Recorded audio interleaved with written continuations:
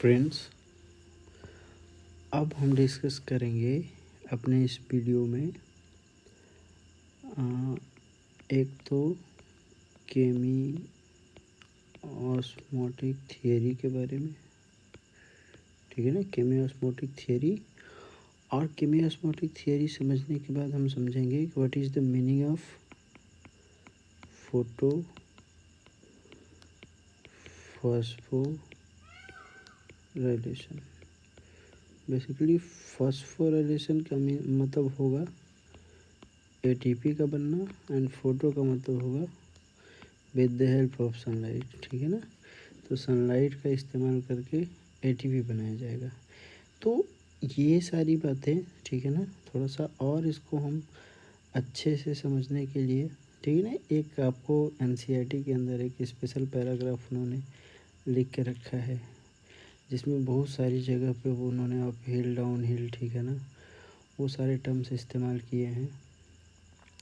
तो उसको भी हम यहाँ पे सिंप्लीफाई करने की कोशिश करेंगे। ठीक है ना, जैसे आप सोचिए हमने क्या बताया कि हमारे पास एक ग्राउंड स्टेट है और दूसरा है एक्साइटेड स्टेट। बोलिए, क्या हमारे पास दो स्टेट है, एक ग्राउंड स्टेट और दूसरा, ठीक है ना। तो ग्राउंड स्टेट से इलेक्ट्रॉन को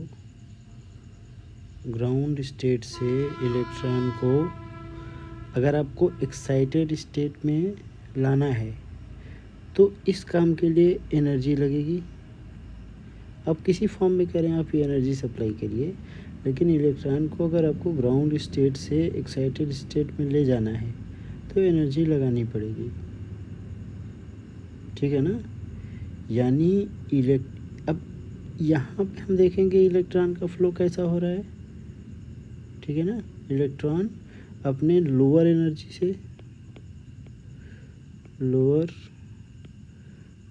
से हाई एनर्जी, ठीक है ना। तो इसको हम बोल रहे हैं कि यहाँ पे जो मूवमेंट हो रहा है, ठीक है ना, ये इलेक्ट्रॉन का जो मूवमेंट है वो अपहिल मूवमेंट है। कैसा मूवमेंट है? Uphill movement. यानी आप इसकी जहाँ कह रहे हैं ज़्यादा एनर्जी नहीं, मतलब लोअर एनर्जी से हायर एनर्जी में, ठीक है ना, आपको कह रहे हैं कि इसको ट्रांसफ़र करना है तो आपको एनर्जी क्या करनी पड़ेगी, देनी पड़ेगी, लगानी पड़ेगी। यहाँ तक बात क्लियर है। यानी अगर एनर्जी के रेफरेंस में बात करें तो ये मूवमेंट कैसा हुआ, अपहिल।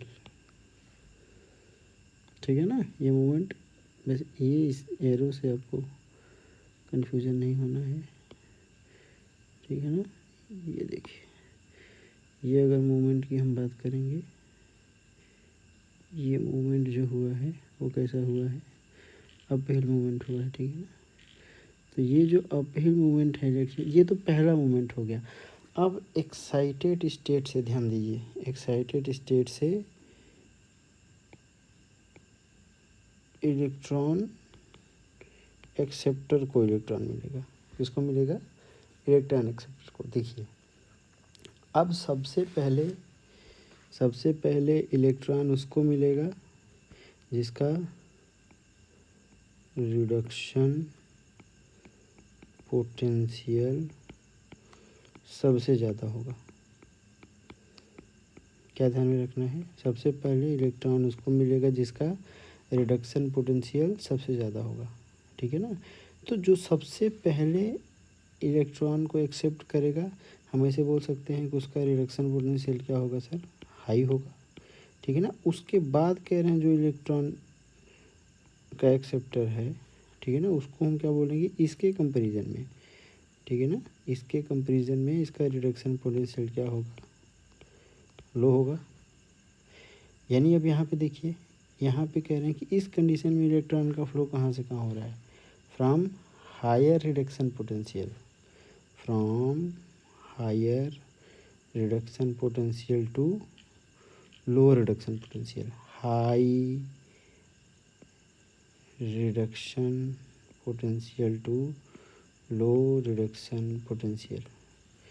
इस मूवमेंट को बोलेंगे हम यहाँ पे क्या बोलेंगे, डाउन हिल।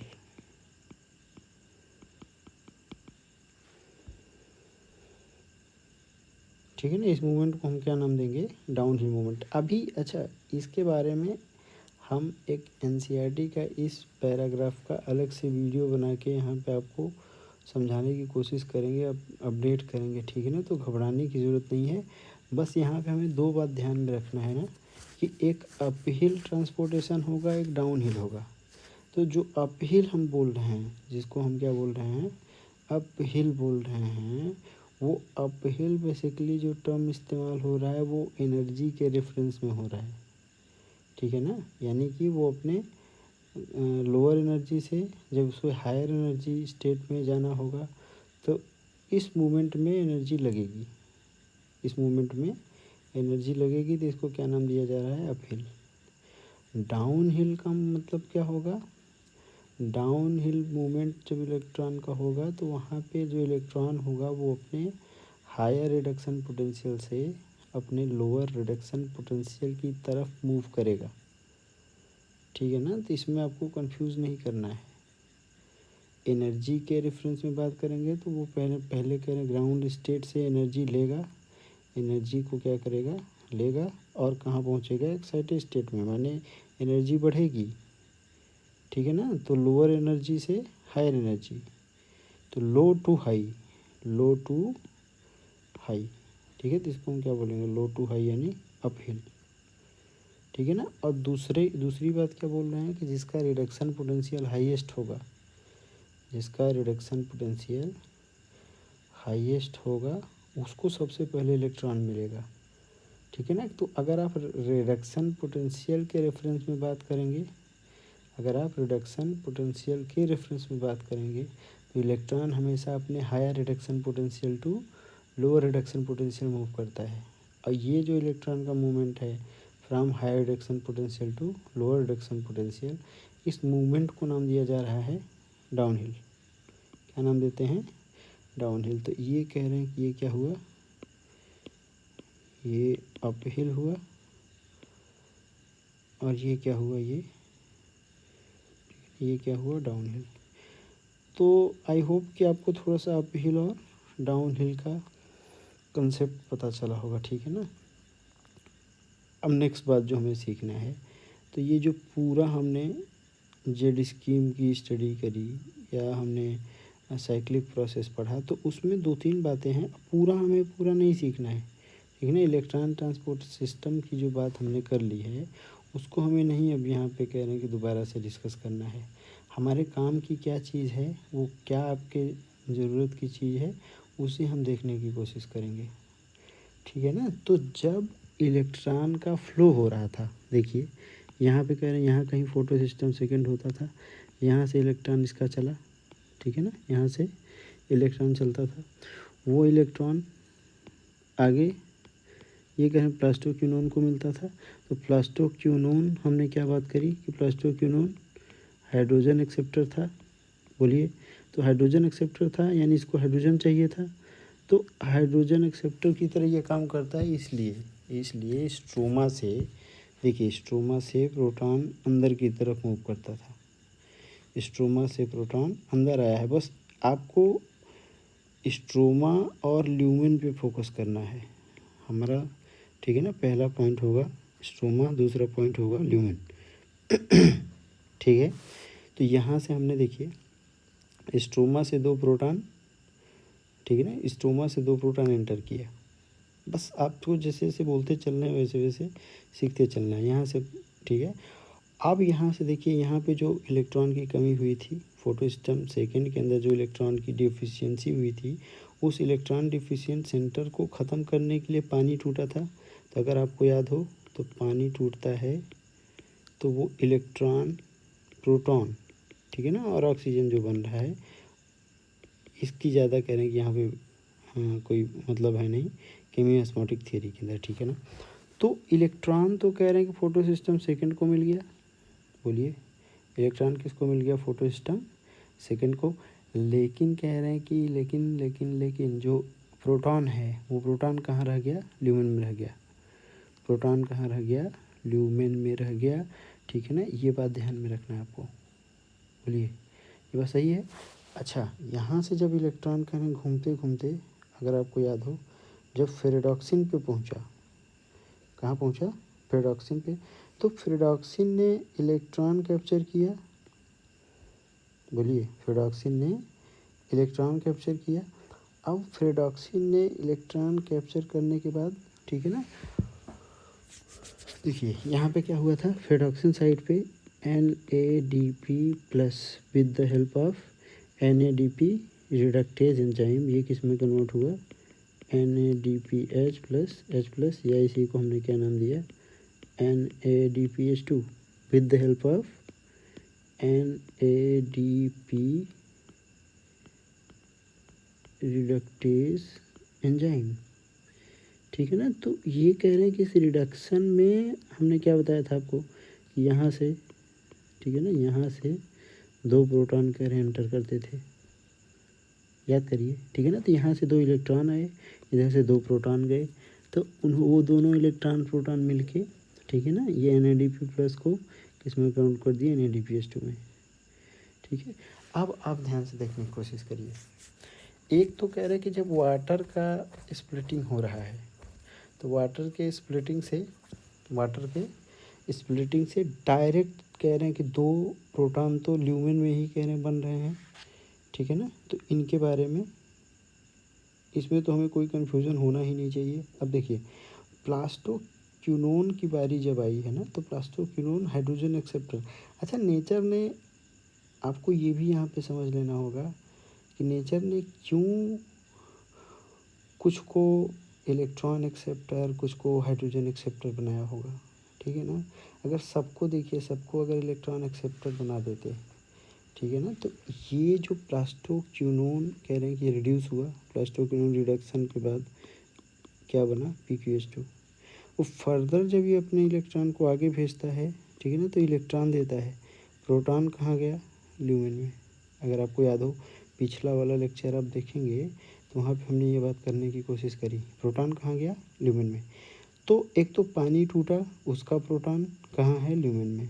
ठीक है ना, दूसरा प्लास्टोक्विनोन ने हाइड्रोजन एक्सेप्टर की तरह काम किया, तो उसने इलेक्ट्रॉन तो कह रहे हैं ट्रांसपोर्ट कर दिया, और प्रोटॉन को कहाँ भेज दिया, ल्यूमेन में। तो ये डायरेक्ट आपको ल्यूमेन में फ़ायदा दिख रहा है। ये दोनों जो प्रोटॉन हैं, ठीक है ना, ये मतलब ये 2 प्रोटॉन और इधर वाले 2 प्रोटॉन, ये तो डायरेक्ट फ़ायदे हैं। और एक और फ़ायदा है जो आप अगर देख पाएँ तो, ठीक है, जब यहाँ से देखिए, यहाँ से फिर से कह रहे हैं 2 प्रोटॉन ख़त्म हुआ, 2 प्रोटॉन ख़त्म हुआ। अच्छा, यहाँ से आपने कह रहे हैं कि प्रोटॉन को, यहाँ से आपने प्रोटॉन को कम किया, मतलब यहाँ से प्रोटॉन को हटाया, और यहाँ भी आपने क्या किया, प्रोटॉन को हटाया। ठीक है ना, अब ओवरऑल क्या हो रहा है, अगर आप दोनों साइड को कंपेयर करें, ल्यूमेन को और स्ट्रोमा को, तो स्ट्रोमा में लगातार H प्लस आयन कंसंट्रेशन जो है वो लगातार क्या हो रही है, घट रही है। ठीक है ना, और अगर आप ल्यूमेन की बात करें, तो ल्यूमेन में H प्लस आयन कंसंट्रेशन क्या हो रही है, लगातार बढ़ रही है। बोलिए, ठीक है ना, मतलब ल्यूमेन में कंसंट्रेशन लगातार बढ़ रहा है, और ल्यूमेन के कंपैरिजन में स्ट्रोमा में प्रोटॉन का कंसंट्रेशन लगातार क्या हो रहा है, घट रहा है। तो एक जगह हमें दिख रहा है कि प्रोटॉन बढ़ रहा है, दूसरी जगह प्रोटॉन कम हो रहा है। ठीक है ना, तो एक जगह प्रोटॉन कह रहे हैं बढ़ रहा है, और दूसरी जगह प्रोटॉन क्या हो रहा है, घट रहा है। ठीक है, तो ये बढ़ने घटने को, ये कह रहे हैं कि एक जगह बढ़ रहा है, एक जगह क्या हो रहा है, घट रहा है। तो इसकी वजह से एक ग्रेडियंट बनता है, जिसको हम लोग कंसंट्रेशन ग्रेडियंट के नाम से जानते हैं। किस नाम से जानते हैं? कंसंट्रेशन ग्रेडियंट के नाम से, ठीक है ना। और दूसरी ज़रूरी बात जो है वो समझिए, जैसे कह रहे हैं कि जब जैसे स्ट्रोमा से इसको हिंदी में समझिए, ठीक है ना। स्ट्रोमा से पॉजिटिव चार्ज हटा, स्ट्रोमा से पॉजिटिव चार्ज हटा, ठीक है ना। तो स्ट्रोमा से पॉजिटिव चार्ज हटा तो कंपैरेटिवली कह रहे हैं वहाँ पे निगेटिव चार्ज क्या हुआ, क्रिएट हुआ। बोलिए, कहीं से आप पॉजिटिव चार्ज हटा रहे हैं, तो इनडायरेक्टली आप वहाँ पे क्रिएट क्या कर रहे हैं, निगेटिव चार्ज। क्योंकि ओवरऑल कह रहे हैं चार्ज तो कंजर्व रहना है, ओवरऑल चार्ज क्या रहना है, कंजर्व रहना है। तो आप कहीं से पॉजिटिव चार्ज हटा रहे हैं तो रिलेटिव निगेटिव वहाँ पे क्या कर रहे हैं, आप क्रिएट कर रहे हैं, ठीक है। तो अब देखिए यहाँ से देखिए थोड़ा सा इसको, ठीक है। देखिए यहाँ से आपने प्रोटॉन को हटाया, तो यहाँ से प्रोटॉन गायब होगा। तो 2 यूनिट का पॉजिटिव चार्ज कह रहे हैं यहाँ से क्या होगा, हटेगा, ठीक है ना। 2 यूनिट का पॉजिटिव चार्ज यहाँ से क्या होगा, हटेगा। तो यहाँ से पॉजिटिव चार्ज जब हटेगा, ठीक है, तो वो अपने करेस्पॉन्डिंग 2 यूनिट का नेगेटिव चार्ज दे के जाएगा। यही बोलने की कोशिश कर रहे हैं, ध्यान रखिए, ठीक है ना। यहाँ से जब आप 2 यूनिट पॉजिटिव चार्ज को हटाइएगा तो ये भी अपने कह रहे हैं कि यहाँ से ये गायब होगा ना, तो वो अपने करेस्पॉन्डिंग कह रहे हैं कि 2 यूनिट का नेगेटिव चार्ज दे के जाएगा। तो एक तो आपको कंसंट्रेशन का बार दिखाई दे रहा है, मतलब कंसंट्रेशन के लेवल पे ग्रेडियंट बनता हुआ दिखाई दे रहा है। और दूसरा आपको एक वोल्टेज का डिफरेंस दिख रहा है, मतलब जो स्ट्रोमा साइट है, बोलिए स्ट्रोमा साइट पे कौन सा चार्ज आपको बढ़ता हुआ दिखाई देगा, सर नेगेटिव चार्ज। मानते हैं इस बात को, बोलिए। और जो कह रहे हैं कि जो ल्यूमेन वाला पार्ट है, इनर मेम्ब्रेन, ठीक है ना, ल्यूमेन वाला जो पार्ट है, ल्यूमेन पे कौन सा चार्ज आएगा, तो ल्यूमेन में तो कुल प्रोटॉन कह रहे हैं अक्मुलेट ही हो रहा है। तो ल्यूमिनल सरफेस पे कैसा चार्ज आएगा, पॉजिटिव चार्ज, ठीक है ना। तो ये बेसिकली पॉजिटिव चार्ज और नेगेटिव चार्ज दोनों मिल के एक दूसरा ग्रेडियंट बनाते हैं, जिसको हम लोग नाम देते हैं वोल्टेज ग्रेडियंट। क्या नाम देते हैं, वोल्टेज ग्रेडियंट। या इसको वीजी से रिप्रेजेंट करते हैं, इसको सीजी से रिप्रेजेंट करते हैं। अब आगे क्या होता है, ये जो कंसंट्रेशन ग्रेडियंट है, देखिए ध्यान से इसको, ये जो कंसंट्रेशन ग्रेडियंट यानी सीजी एंड वोल्टेज ग्रेडियंट यानी वीजी, दोनों मिल के क्या बनाते हैं, प्रोटॉन मोटिव फोर्स।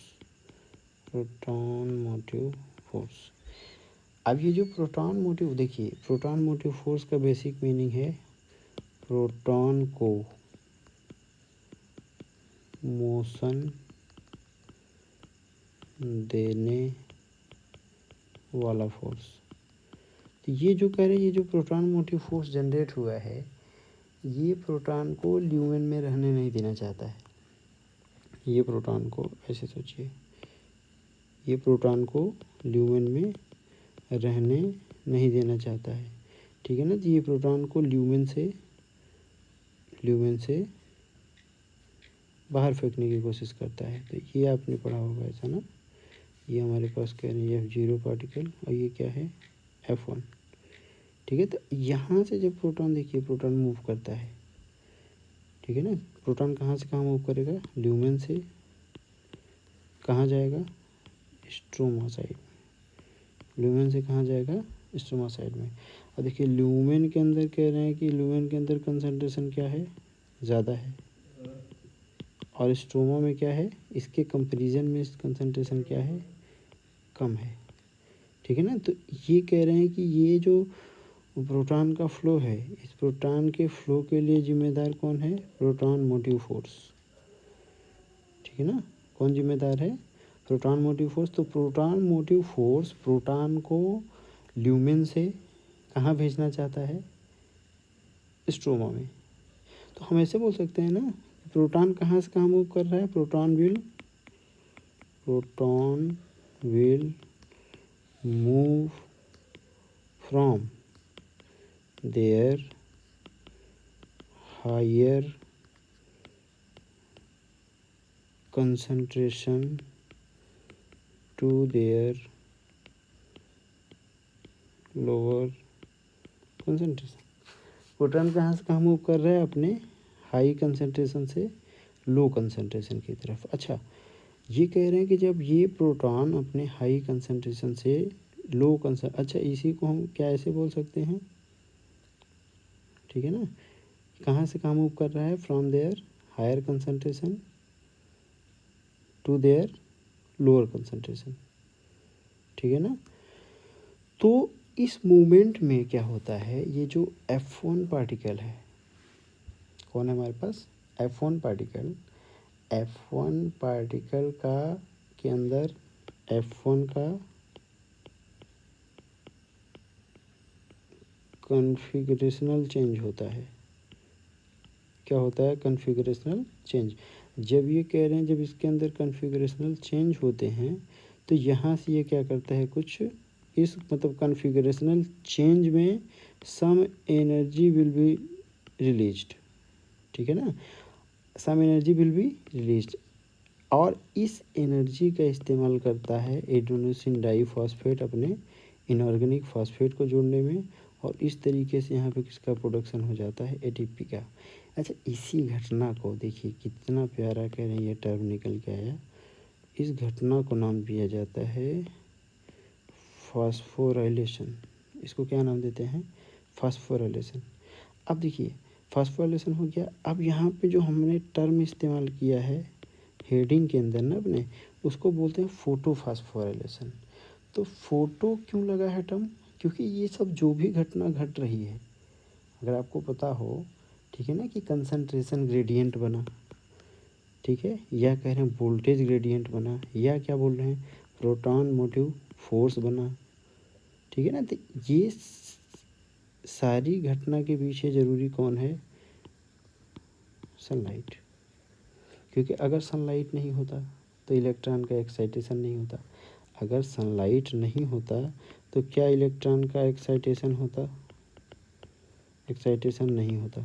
एक्साइटेशन नहीं होता तो क्या कह रहे हैं कि sir higher reduction potential to lower reduction potential electron का मूवमेंट होता, नहीं होता। बोलिए, जब इलेक्ट्रॉन फ्लो ही नहीं करता तो क्या ल्यूमेन के अंदर, ल्यूमेन के अंदर प्रोटॉन का कंसंट्रेशन बढ़ता, नहीं बढ़ता। प्रोटॉन का कंसंट्रेशन नहीं डिस्टर्ब होता तो क्या कंसंट्रेशन ग्रेडियंट बनता, नहीं बनता। वोल्टेज ग्रेडियंट बनता, नहीं बनता। ये दोनों नहीं बनते तो क्या प्रोटॉन मोटिव फोर्स बनता, नहीं बनता। तो प्रोटॉन मोटिव फोर्स नहीं बनता तो प्रोटॉन का मूवमेंट पॉसिबल था, नहीं पॉसिबल था। देखिए प्रोटॉन मूव करता तो क्या बोलते, प्रोटॉन मूव नहीं करता।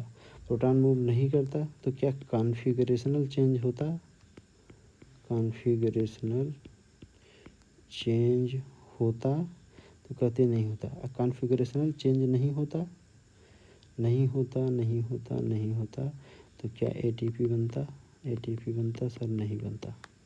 इसलिए पूरी कहानी को क्या नाम दिया जा रहा है, फोटो फॉस्फोराइलेशन। क्या नाम दिया जा रहा है, फोटो। तो इतनी बात जब आपको अगर क्लियर कट होगी, ठीक है, इतनी बात जब आपको क्लियर कट होगी तब बहुत आराम से आप क्या समझ पाएंगे, केमी ऑस्मोटिक थियरी की मीनिंग। ठीक है ना। तो अब यहाँ पे हम थोड़ा सा केमियोस्मोटिक थियरी को देख लेते हैं कि उसका जो लिंग्विस्टिक अप्रोच है उसके बारे में भी। तो सबसे पहले केमियोस्मोटिक थियरी जो है वो पीटर, साइंटिस्ट का क्या नाम है, पीटर मिचेल, ठीक है ना। पीटर मिचेल ने ये केमियोस्मोटिक थियरी के बारे में सबसे पहली बार बात किया, ठीक है ना, to explain the mechanism of ATP production. तो तुम्हें पूछा जाएगा कि chemiosmotic theory is associated with, मतलब केमियोस्मोटिक थियरी का काम क्या है, कहाँ इस्तेमाल करते हैं, तो क्या बताना है, एटीपी प्रोडक्शन में। केमियोस्मोटिक थियरी हमें ये बताता है कि एटीपी का जो सिंथेसिस होता है वो कैसे होता है, ठीक है ना। तो ये बात तो आपको अच्छी लगी, ठीक है। और अब नेक्स्ट पॉइंट है हमारा कि ड्यूरिंग, देखिए during electron transport chain, during electron transport chain of photosynthesis, ठीक है ना, कंसंट्रेशन ऑफ, देखिए कंसंट्रेशन ऑफ H प्लस, हमने क्या देखा, कंसंट्रेशन जो हाइड्रोजन आयन का कंसंट्रेशन है वो कह रहे हैं धीरे धीरे धीरे धीरे थाइलेक्वाइड के ल्यूमेन में क्या हुआ, बढ़ा। यही बात तो हम बोल रहे थे ना कि ल्यूमेन में कंसंट्रेशन लगातार बढ़ेगा और स्ट्रोमा में कंसंट्रेशन लगातार क्या होगा, कम होगा, ठीक है ना। देखिए तो हमने और क्या बात करी कि during non cyclic photophosphorylation, during non cyclic photophosphorylation there are 3 causes of difference in H plus ion concentration. मतलब ये जो कह रहे हैं कि जो कंसंट्रेशन का जो डिफरेंस है उसके पीछे लॉजिक क्या है। तो सबसे पहला और ज़रूरी बात क्या है हमारे पास, लिख रहे हैं photolysis of water produces H plus. तो ये बात तो हमने कर ही लिया कि देखिए यहाँ पे कि डायरेक्ट कह रहे हैं कि डायरेक्ट ब्रेकडाउन होता है वाटर का, ठीक है ना, ल्यूमेन में डायरेक्ट कह रहे हैं कि फोटोलिसिस ऑफ वाटर होता है, तो इसमें कोई दिक्कत होनी ही नहीं चाहिए। अब देखिए लिख रहे हैं नेक्स्ट पॉइंट कि plastoquinone shifting of H plus from stroma to lumen, ठीक है ना। तो प्लास्टोक्यूनोन ने किसकी तरह काम किया, हाइड्रोजन एक्सेप्टर की तरह। इसने कह रहे हैं कि इसको हाइड्रोजन चाहिए था तो इलेक्ट्रॉन प्रोटॉन दोनों की ज़रूरत पड़ी। तो आगे कह रहे हैं कि प्लास्टोक्यूनोन रिड्यूस होने के बाद अपना इलेक्ट्रॉन जब ऑक्सीडाइज हुआ फर्दर, ठीक है ना, तो उसने अपना इलेक्ट्रॉन लूज़ किया होगा। तो इलेक्ट्रॉन तो नेक्स्ट इलेक्ट्रॉन जो अगला इलेक्ट्रॉन का एक्सेप्टर है उसको दे दिया और प्रोटॉन को कहाँ भेज दिया, ल्यूमेन में। तो देखिए ल्यूमेन में कह रहे हैं कि ये H प्लस बढ़ा, यहाँ से भी कहाँ बढ़ा, ल्यूमेन में, ठीक है ना। और तीसरा जो हमने बताने की कोशिश करी आपको वो समझिए, ये क्या लिखा हमने, NADP reductase mediated utilization of H plus from stroma. ये बहुत इंपॉर्टेंट लाइन लिखी है, ठीक है ना। ये बोल रहे हैं कि आपने जब NADP रिडक्टेज जो कह रहे हैं एंजाइम काम किया तो उसने किया क्या, बेसिकली NADP प्लस को कन्वर्ट किया NADPH2 में, NADP प्लस को कन्वर्ट किया किस में, NADPH2 में। अब जब कह रहे हैं NADPH2 का फॉर्मेशन हुआ तो उसमें इलेक्ट्रॉन प्रोटॉन दोनों लगा है, उसमें इलेक्ट्रॉन प्रोटॉन दोनों लगा है, ठीक है ना। तो जो प्रोटॉन स्ट्रोमा से लिया गया वो ऑब्वियस सी बात है कि वो ल्यूमेन में नहीं कह रहे हैं कि वो उसका कंसंट्रेशन आपको दिखेगा, ठीक है ना। ल्यूमेन में वो डायरेक्ट कह रहे हैं कंसंट्रेशन उसका बढ़ता हुआ नहीं दिखेगा। बात ये है कि आप ल्यूमेन की कंसंट्रेशन को बढ़ाइए या फिर आप स्ट्रोमा को घटाइए, तो दोनों बात तो सेम हुई। ग्रेडियंट तो आपको दोनों, मतलब ग्रेडियंट जो बनेगा वो दोनों वजह से बन सकता है, ठीक है ना। तो ये तीनों मिल के अब क्या करते हैं, देखिए लिख रखे हैं हम कि development of proton gradient, proton gradient मतलब concentration gradient, and electrical potential, electrical potential means electrical potential means voltage gradient across thylakoid membrane, across thylakoid membrane। अब ये कंसंट्रेशन ग्रेडियंट और वोल्टेज ग्रेडियंट दोनों मिलके क्या बनाते हैं, प्रोटॉन मोटिव फोर्स। देखिए दोनों मिलके क्या बनाते हैं, development of proton motive force. ये प्रोटॉन मोटिव फोर्स क्या करता क्या है, ल्यूमेन से प्रोटॉन को स्ट्रोमा में भेजने की कोशिश करता है, ठीक है ना।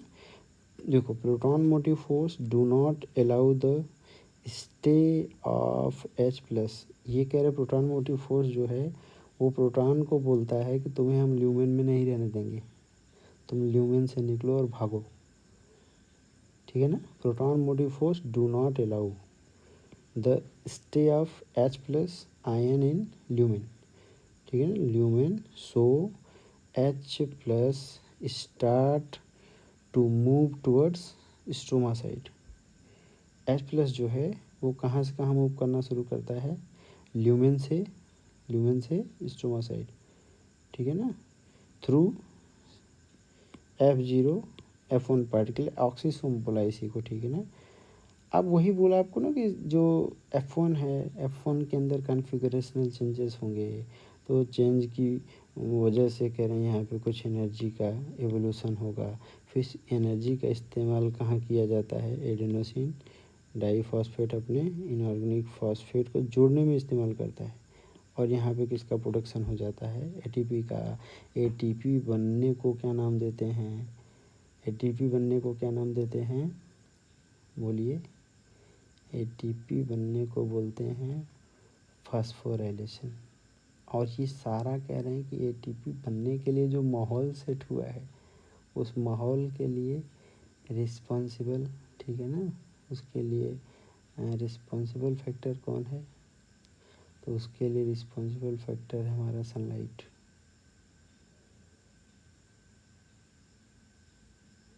ठीक है ना। तो देखिए थोड़ा सा और, तो यहाँ पे हमने क्या देखा, अब आपको पता चला होगा ना कि एटीपी प्रोडक्शन कैसे हुआ, ठीक है। और दूसरी बात क्या सीखा आपने कि सर जेड स्कीम के अंदर NADPH2 बना। अच्छा, दोनों को इकट्ठे बोलते हैं सिमुलेटरी पावर, दोनों को इकट्ठे क्या नाम दिया जाता है, एसिमुलेटरी पावर। यानी ये जो एसिमुलेटरी पावर है ये बनता कहाँ है, लाइट रिएक्शन में। कहाँ बनता है, लाइट रिएक्शन में। अब इसी एसिमुलेटरी पावर का इस्तेमाल कहाँ किया जाएगा, डार्क रिएक्शन में। बोलिए कहाँ इस्तेमाल किया जाएगा, डार्क रिएक्शन में। और डार्क रिएक्शन में with the help of assimilatory power क्या तैयार होगा, ग्लूकोज तैयार होगा, ठीक है ना। क्या तैयार होगा, ग्लूकोज तैयार होगा। यानी हम थोड़ा सा इसको और समराइज कर लें तो हम ऐसे बोल सकते हैं, सर जो फोटोसिंथेसिस है वो दो पार्ट में कंप्लीट होगा ना, light reaction and dark reaction. Light reaction में with the help of photosystem 1 and photosystem 2 क्या बनेगा, assimilatory power in the form of NADPH2 and ATP। इस एसिमुलेटरी पावर का इस्तेमाल कहाँ किया जाना है, डार्क रिएक्शन में। डार्क रिएक्शन में क्या होगा, ग्लूकोज बनेगा। यही पूरा फोटोसिंथेसिस का पर्पज है, ठीक है ना। आगे हम डार्क रिएक्शन में आपको C3 साइकिल, C4 साइकिल, ये सब डिटेल में बात करेंगे। तब तक आप कोशिश करिए ये पूरा लाइट रिएक्शन को आप क्या करिए, अच्छे से रिवाइज करके रखिए, ठीक है ना। Thank you so much. इस वीडियो में इतना ही। आई होप कि आपको चीज़ें क्लियर हुई होंगी।